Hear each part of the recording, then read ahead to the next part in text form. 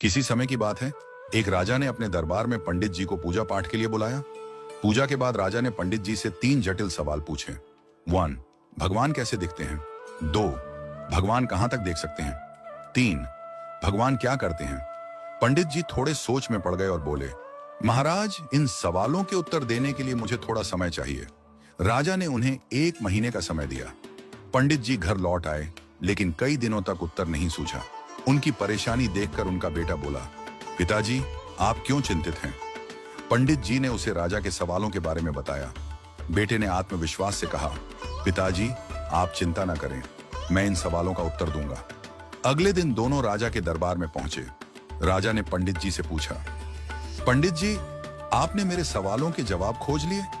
पंडित जी ने कहा, महाराज, मेरे बेटे ने इन सवालों के उत्तर देने का जिम्मा लिया है। राजा ने पूछा, तो बताओ, पहला सवाल, भगवान कैसे दिखते हैं?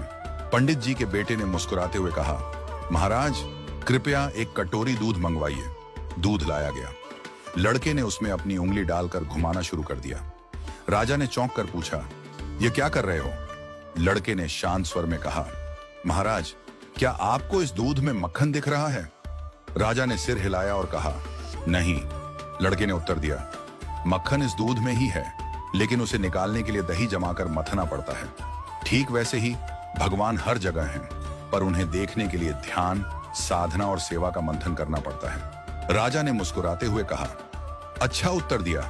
अब बताओ, भगवान कहां तक देख सकते हैं?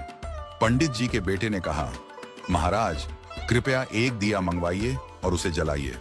दिया जलाया गया और उसकी रोशनी चारों ओर फैल गई। लड़के ने पूछा, इस दिए की रोशनी कहां तक जा रही है?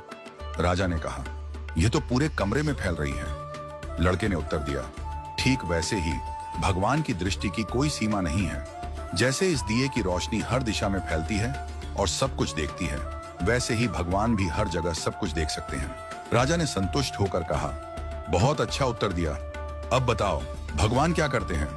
पंडित जी के बेटे ने मुस्कुराते हुए कहा, महाराज, कृपया कुछ देर के लिए अपना सिंहासन मुझे दे दीजिए और आप नीचे बैठ जाइए। दरबारियों में खुसर पुसर होने लगी, पर राजा को जिज्ञासा थी, इसलिए उसने उसे सिंहासन पर बैठने की अनुमति दे दी। लड़का सिंहासन पर बैठकर बोला, महाराज, अब देखिए, अभी तक आप राजा थे और मैं आपकी प्रजा था, लेकिन अब मैं राजा हूं और आप मेरी प्रजा हैं। यही भगवान की लीला है। भगवान जिसे चाहते हैं उसे ऊंचाई पर बिठा देते हैं और जिसे चाहते हैं उसे नीचे उतार देते हैं। यही उनका काम है। राजा यह सुनकर चकित रह गया। उसने पंडित जी और उनके बेटे की चतुराई की सराहना की